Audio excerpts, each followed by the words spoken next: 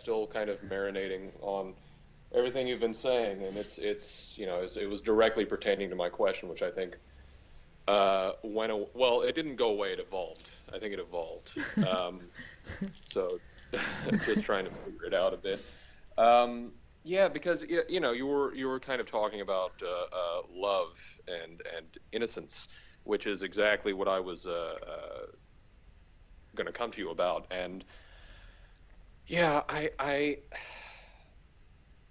yeah, this notion of innocence has really been kind of working on me, and trusting that innocence has been a bit of a challenge. Well, for quite some time, but it's something that I'm becoming very aware of now.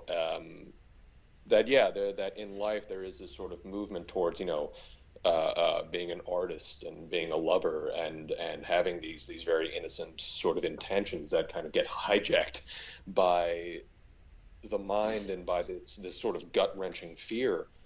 Um, and yeah, I guess I'm just sort of well, honestly, the fear is it's in me right now, you know, and hmm, There's nothing wrong with fear, it's the seeking energy. So, do you feel in you now that there's also this compulsion to want to do something? That yes, the energy isn't at rest. So, it's not actually fear. Fear is very normal, and this is a human feeling and emotion that's going to come throughout your life. The problem with it is this compulsion to always do something. It feels like the nicest word I found for it is seeking, this seeking energy. So this movement that wants to get out of what's actually happening. And you can feel like that a lot. You can even feel like that when you're happy. Like you can feel really happy and you can still feel this compulsion to move, that this isn't enough. And you're not really conscious of it, but it's there in the body. The body is holding this energy of wanting to get out of what's happening. And this is a very human thing that happens um, when you identify with this I that you feel exists in time, because that I always is disconnected from its innocence, if you want to call it innocence, or from love, and that's unsettling to be disconnected from love, because you're basically afraid that this world is going to eat you up, and it's something that doesn't happen to animals. This is why I always go on that animals are free, because like to say, if you take my dog for example, she doesn't have any idea that she's born and that she's going to die. Now she's not intelligent as me, so she could potentially kill herself a lot easier than I could in a way, because she's not very intelligent about things. Like today she wanted to chase these huge deers. Like so so it's like 10 deers, and they weren't that big, I'm not sure. They're bigger than me, taller than me, I think. And that's not a very intelligent idea of her. But the compulsion in her was just so strong to want to chase them. And but in every moment, she's not running from anything. The human's running from stuff because it thinks that life's going to kill it. Whereas Khaleesi doesn't have this sensation, I'm alive. She doesn't know who she is. She doesn't have a sorry. sense of but Khaleesi doesn't know who she is. She doesn't have a sense that she's an I inside the body.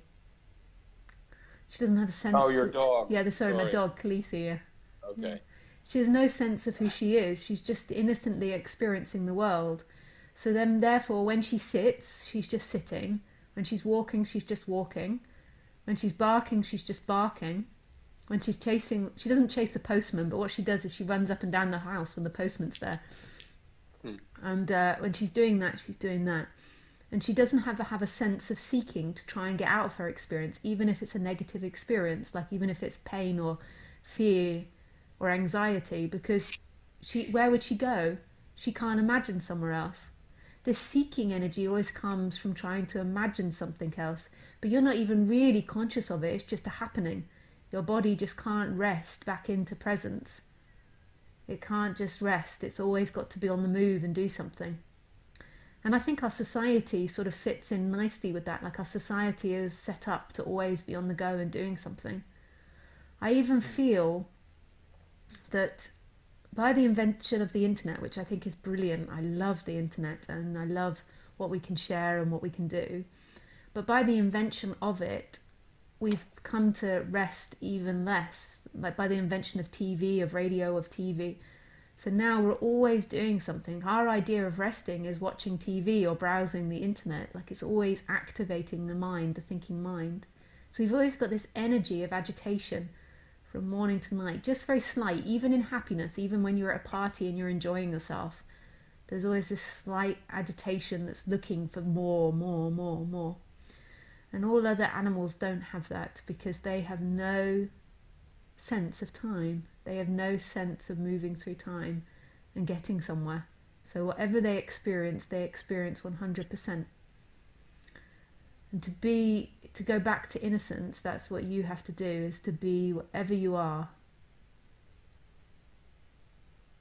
in every moment. And you know what you are in every moment, and you know what you want in every moment, and you know the way in every moment, but you talk yourself out of it.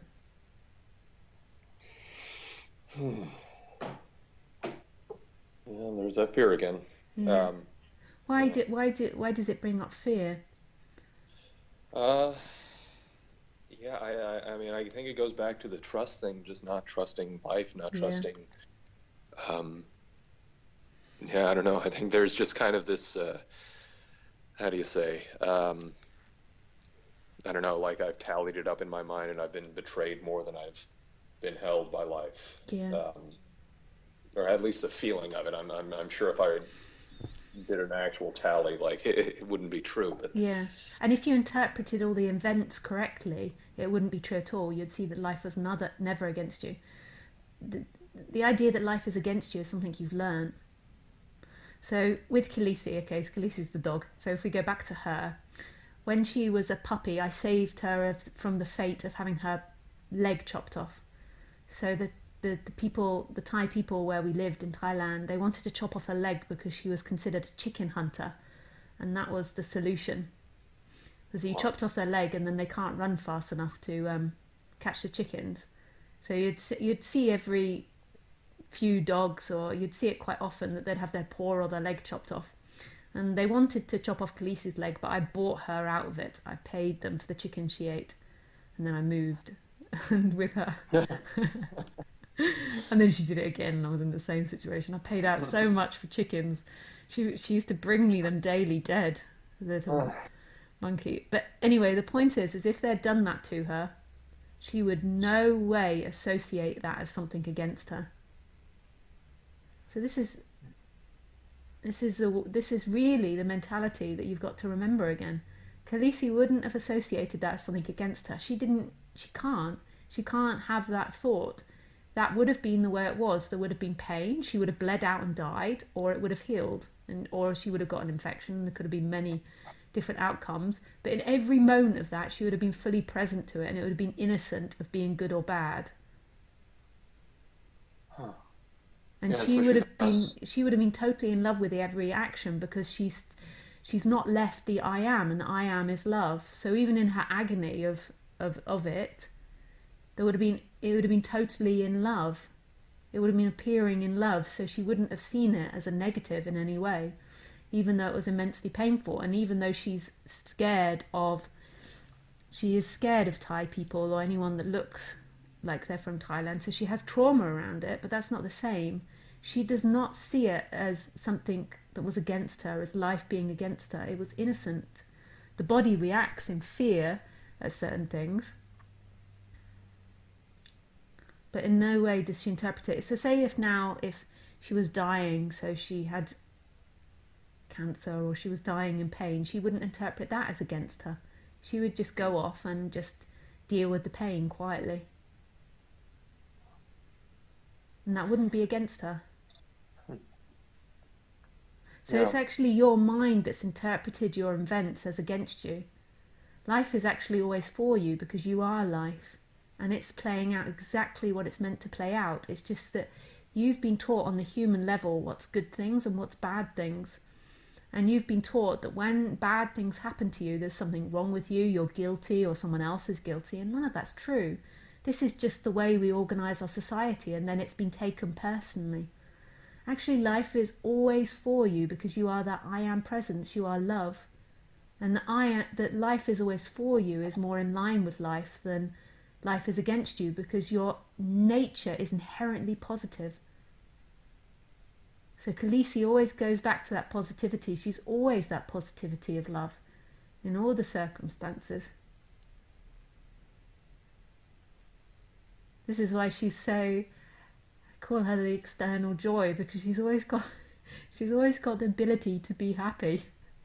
Even if she's because she's an original dog, like she's not got any domestic genes in her, so she's more of an a native. Well, she is a native dog, but because of that, she's more inclined to more fear and more predator instincts. So she's more inclined to hunting, and she's more inclined to fear, like wolves are. So wolves have more higher fear and aggression than dogs.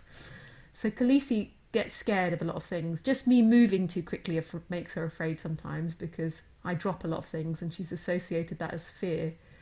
So she experiences a lot of fear, but it's in no way a negative experience for her. It's fear in love, and she's not seeking to avoid it. Hmm. And this is the goal: is sinking back into what you are, which is that I am presence, and that's love. And then as you begin to know that and remember that, your human actions will get more and more in line with that love. But that can take time, because you've been so conditioned and you've got genetics of thousands and thousands of years of human acting from identification.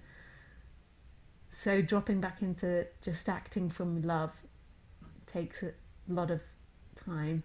And you can Mm. always expand more and more to that love as the human grows and changes and evolves. Yeah, yeah, and I've seen that in these Yeah, at least these past couple days. Just seeing yeah. the that sort of trust and not believing the story, right? The story of what is good, what is bad, and what I should and shouldn't do. And if you've got a high intellect, it can be afraid of giving up control, because the high intellect believes it can manipulate everything.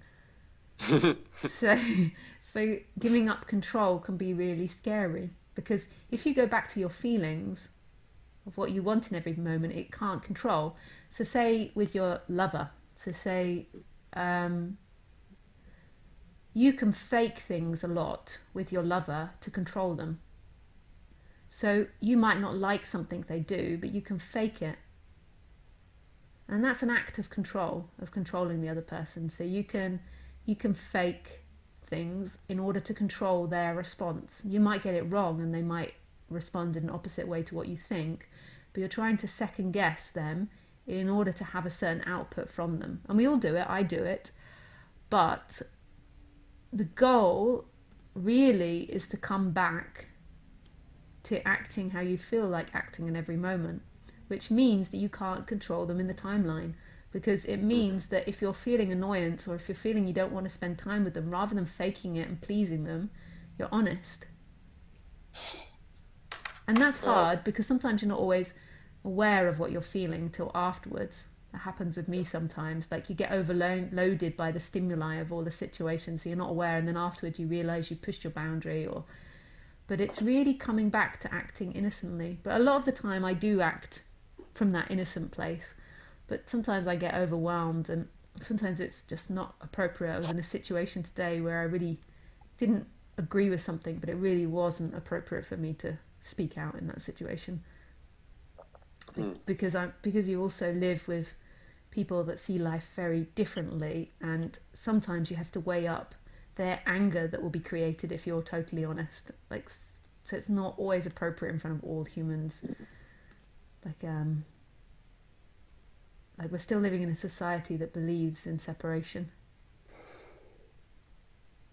And Yeah, then, and absolutely. And if yeah, your and I think partner has no idea of following the flow, they're going to be enraged if you just followed your flow. It's not. uh, and I think that's a lot of the issue. Yeah, just God forbid, if I follow my flow, well, she might leave. Well, Yeah, it might be too much for her. I might be too raw. yeah, Um, and yeah, and I think that's all the things that the intellect is trying to tamp down, yeah, for my safety, for so that yeah, I can get what I want. yeah. But really, if you really address what you want and you get down to it, really what you want simply is love, is the I am love. And that means being innocent and being naked and vulnerable to Mm. what you are in every moment. Like Hmm. you don't really want the other person. You want love. The other person might be a great mate for you, and that Mm. doesn't mean you have to split up, but really you don't want them. I mean, what does that even mean? That's a bizarre idea. Really, what you want in every moment is love. And I am, yeah, no, and that's definitely something that I see, that I seek that love in another person, more so than anything else. Yeah. It's yeah.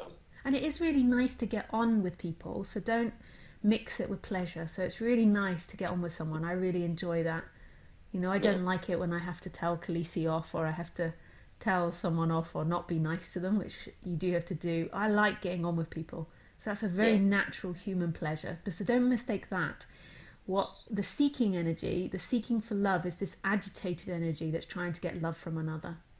Yeah, no, yeah, that's exactly what I've sort of identified, and it Yeah, turns into jealousy and possessiveness as well. yeah.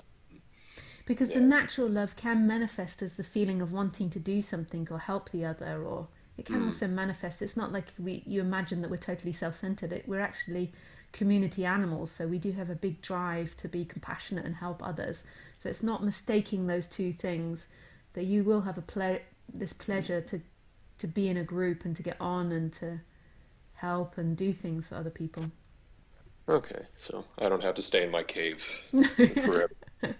It's that seeking, agitated energy that's wanting, like you say. And jealousy actually can be a natural feeling as well. My dog certainly experiences jealousy. She hates it if I give another dog chicken. She does not like that at all. She wants all the chicken for herself. Uh, But she's totally innocent with it. Like it's like she doesn't try to hide it. Like she yeah, does the dog smile, so she will. She's not. She knows she's not allowed to smile around me. Like growl. She's not allowed to yeah. do that. So if I look away, she'll start smiling at the other dog to try and get the other dog to go away. She's and she plays all types of games to make sure she keeps my attention. So if there's another dog, like so say she can't be bothered with me and she's ignoring me. If another dog comes into the room, she'll suddenly be so flirtatious, like "Hello, Lisa," and then she'll try and push the other dog out of the way to make sure she gets the attention. So actually, jealousy can be a natural feeling as well, but you Hmm. feel the difference between the seeking energy. The seeking energy is different. The seeking energy is always trying to avoid the moment. Jealousy can be quite a pleasant feeling when it's not avoided. Really? Yeah. When you just experience the raw jealousy, it can turn into sexuality. It can be a very sexual feeling. It can turn into a flirtatiousness. It can turn in actually to a joy as well. Like Khaleesi becomes super flirtatious when she's jealous. Basically, it just manifests in Khaleesi as she is aware that to get the attention, she has to flirt. So she becomes very flirtatious. Her bottom's very much involved. She pushes the other dog out with her bottom, and she keeps showing me her bottom. Dogs like to do that when they're happy. They show you their bottom. Hmm. She's very so there is a nice feeling in jealousy if you really get into the feeling, the very raw feeling itself. So all these feelings that you experience normally are very basic human feelings that come from mammals. Like it's the seeking energy that's trying to avoid them. So the side of jealousy where like you try to hurt someone because you feel jealous, like you try to do something really hateful, that's seeking energy. Oh. Like like it's this seeking energy that it's hard to explain the difference with painful feelings. The difference that comes from hate that's really tight and constricted and can't bear itself. If you really get down to the source of jealousy, so next time you experience jealousy, just look to see what else is in there. See if there's pleasure in there. Hmm. Like, what do I want here? And it's like, I want her to be mine, or I want sexuality, or I want sex. I want to make love to her, or like try to see if you can get down to the raw feelings that are there. And you'll actually notice they're very playful and sweet. When you try to avoid them, then they turn into hate and nastiness and manipulation, like really. Not that Khaleesi doesn't manipulate when she's flirting, but it's an innocent behaviour, like a child, Hmm. like a young child. Like just go into that feeling and see if you can really feel what's at the bottom of it. You'll most probably find that actually what it's doing is it's making you feel very sexual, and there's a lot of sexual energy there. Yeah, yeah, and hmm. Like you're like it just the like it's like this feeling of dominance or sexuality, which a lot of the time we've been shamed about feeling. But like a Exactly. child wouldn't be ashamed of it. I don't think they'd be feeling dominance and sexuality because they haven't got those chemicals running through them yet. But it's like being like a child. It's like this innocent playfulness. It's not about being a good person. Hmm. It's about being yourself. And of course you're going to have these feelings. And the reason why I say of course you're going to have these feelings is because I just look at mammals, look at what we've come from. And humans might change, and the goal is to expand more and more on the human level and become more and more these amazing machines. But I think currently that is a feeling that runs in us, but not as bad as like maybe chimpanzees experiencing jealousy. Hmm. Like chimpanzees, when they experience jealousy, they might rip each other to shreds. Like so, ours is more. We do actually. They say that's the biggest killer is jealousy in relationships. One of the biggest Yeah, killers. yeah, exactly. So yeah, there's a stigma there too in all the relationship handbooks or Yeah. whatever. Yeah. But that's not the natural feeling, that violent feeling that comes with it. Hmm. If you go really deep into it, if you can next time you experience it, go really deep into that feeling. Like and ask it, what does it want? What do I want here? And allow yourself to have what you want. Like because most probably the jealousy comes up and then you feel disempowered, you feel like you can't have what you want. You feel like Hmm. somebody's taking a power away from you, and this is where it all gets confused. Yeah. Wow. Yeah. This is a. Hmm. It's Never. really the goal is becoming fully human, not fully good. That would be too easy if it was just becoming fully good. Hmm. Yeah. Yeah. It's. Yeah, I see that. No, no, that's a very good distinction, I guess. Wow.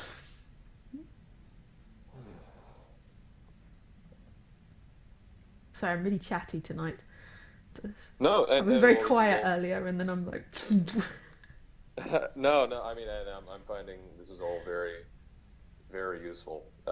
This is all, yeah. It's reframing everything in the mind and the body. Yeah, yeah, there's a lot of stuff going on in the body right now. I'm shaking. yeah, yeah. It's really on the bodily level. This shift, Uh, it really is. whew, yeah, yeah, and just allowing that to happen and stopping. Yeah, I'm noticing my big escape is going into the intellect and yeah, getting away from the body. So it's yeah, yeah, working down into the. I love your when you mentioned the chakras because I feel like that's the as concepts those have just become very help me kind of ground myself into yeah. the and yeah where what I've been noticing is if we can talk on the level of the chakras, the hara and the what's the muladhara, right, the root chakra as well have kind of been on fire lately and hmm, The yeah the hara, I think, is a. I don't know. Everyone says different. Well, not everyone. I think it's uh, me and the chakra system. So the chakra system would say the bottom one, the root chakra, is trust, but I think the one below the belly button for me is trust. hmm, That is trust and a groundedness and strength. And then I feel that the other one is sexuality, which is uh, love and intimacy and oh yeah, that one's definitely sexuality. I'm seeing. I feel like I'm seeing trust in both of them, yeah, honestly. But yeah, no, yeah, it's hard. Yeah, I don't know. It's hard to talk about them because so much of the stuff on chakras online is just so it's secondhand. It feels, Yeah. it doesn't feel quite like the people who talk about it. It doesn't seem like they really.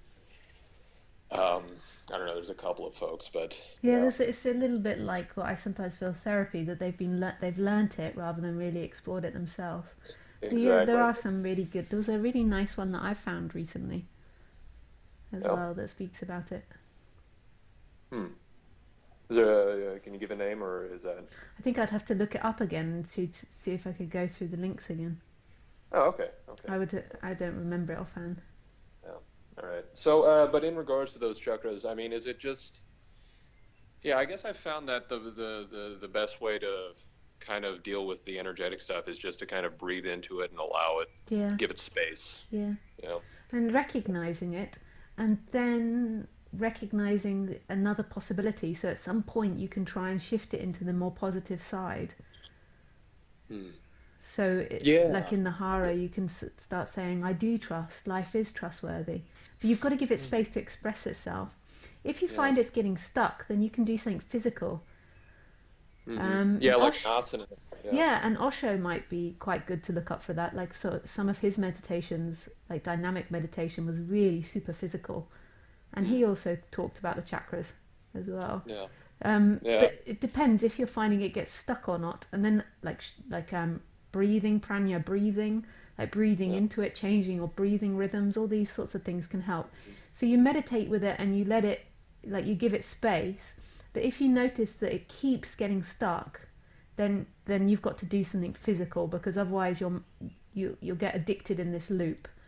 So that Yeah.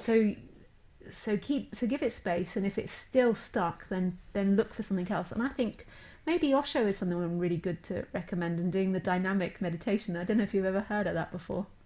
I have, yeah, I loved Osho, Yeah, way back. Him and Krishnamurti were like my first teachers, yeah. but yeah, Just you helping you shaking it up, and then it's got that music that goes with it, and it just helps the body uh, change something.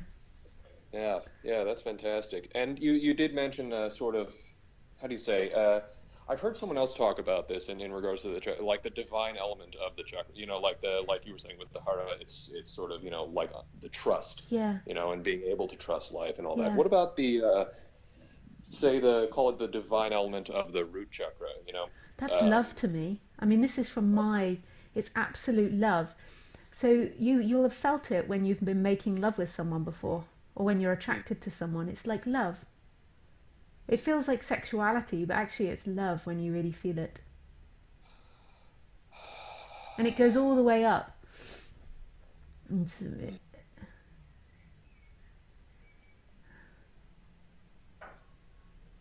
like when you're really in love with someone and then you make love, you'll feel that energy going all the way up to the heart. I don't hmm, know, maybe it's different for other people, but that's my experience of it. yeah.